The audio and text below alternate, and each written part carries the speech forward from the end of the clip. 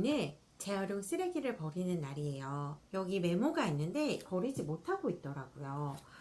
이 내용 전달해주면 좋을 것 같은데 짧게 컨텐츠로 남기고 미련 없이 이 메모를 버리고자 합니다. 훈육. 엄마들은 아이가 자라면 훈육에 대해서 신경을 쓰게 되어 있어요. 왜냐하면 무언가를 가르쳐야 되는 시점이 되기 때문입니다.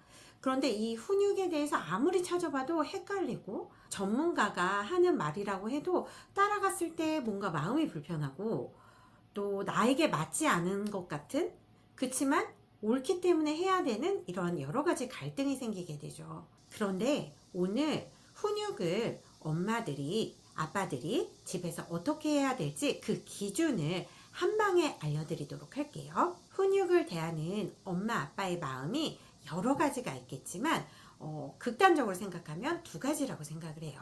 첫 번째는 아이니까 버릇 없는 게 당연한데 얘가 자연스럽게 자라면서 옳고 그름을 판단해 갔으면 좋겠지만 남들의 시선이 두려운 거죠.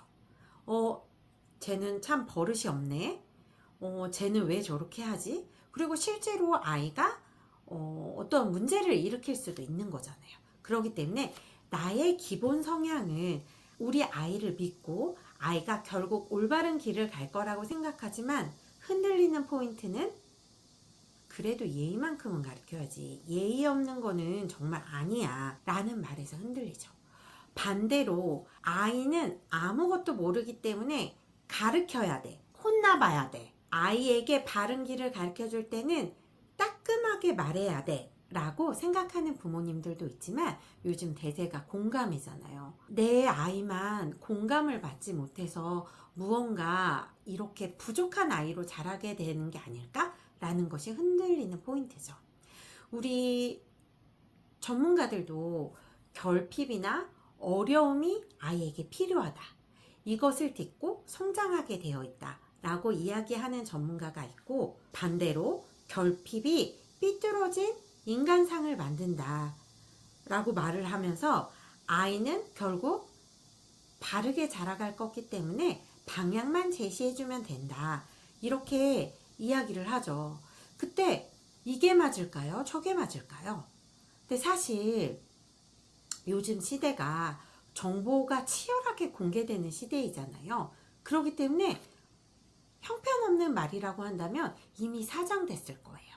그런데 이 말도 아직 떠들고 있고 이 말도 아직 떠들고 있다라면 각각의 상황에서 옳은 거예요. 예시 하나만 더 들게요. 결핍이나 어려움이 필요하다라는 입장에서 생각해보면 모든 드라마나 모든 컨텐츠, 만화, 드라마, 영화 할 거 없이 주인공은 결핍과 어려움을 통해서 성장하게 되어 있죠. 그러면 우리가 지금까지 접해온 모든 정보를 통해서도 그 말이 맞는 것 같아요. 근데 여기서 생각해 보세요. 결핍이 삐뚤어진 인간상을 만든다.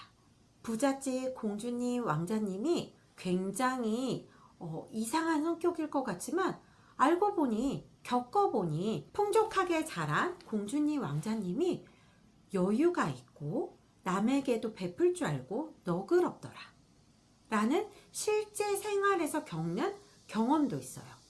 이렇게 생각하면 이게 맞고 이렇게 생각하면 이게 맞습니다. 그러면 내가 훈육을 대하는 태도를 정할 때 그 기준이 되어야 되는 건 무엇일까요? 그것은 일단 해보는 겁니다. 제이 교수님이 하시는 말이 맞는 것 같아. 그래서 그 방향을 따라가. 그런데 나에게 맞지 않으면 뭔가 마음이 불편합니다. 오 교수님의 이야기를 따라가자니 내가 답답해. 이렇게 엄마의, 아빠의 성향이라는 게 존재합니다. 그래서 내 성향에 맞는 것을 기준으로 하시는 게 좋아요. 다른 시선을 가지고 있지만 결국 공통적으로 이야기하는 것은 인간의 도리만큼은 설명하지 않고 가르친다 라고 이야기하고 있거든요. 그러니까 결국 아이에게는 어떠한 스타일이나 어떠한 시선을 가지든 하기 싫은 거 아는데 이건 해야 돼 라고 가르치는 게 훈육입니다. 아기가 어떠한 성장 상태냐에 따라서 훈육을 하는 구체적인 방법도 같아요. 3세 이전의 아이에게는 안전이 가장 중요하고 위험하고 안 위험하고를 판단할 수 없기 때문에 무조건 몸으로 저지하는 겁니다. 맞거나 손을 잡거나 하면서 안 돼, 위험해 라고 몸으로 저지하는 거죠.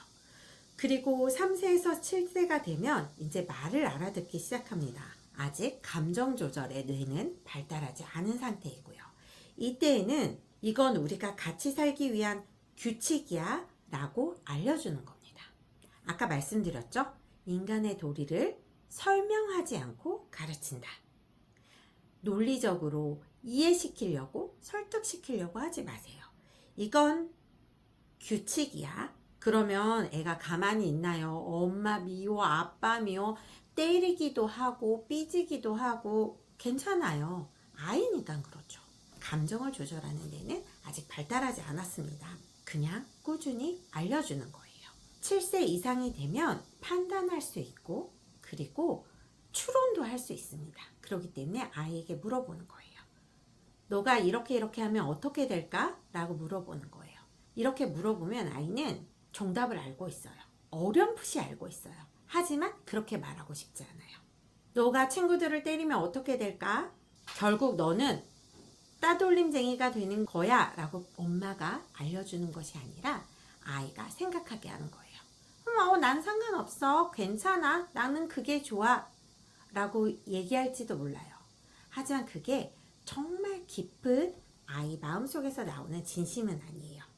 그러면 너는 그렇게 생각하는구나. 지우는 그렇구나. 라고 얘기하는 게 아니라 그렇게 말하고 싶었구나. 하지만 이때 부모님의 생각을 이야기하는 거지. 하지만 그렇게 된다면 이렇게 된단다. 라고요.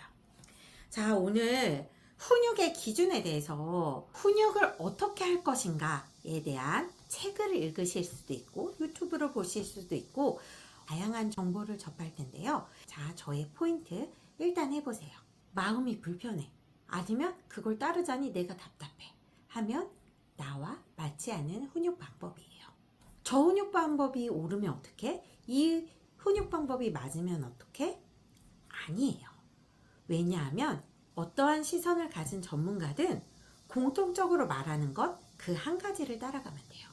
인간의 도리는 설명하지 않고 가르친다.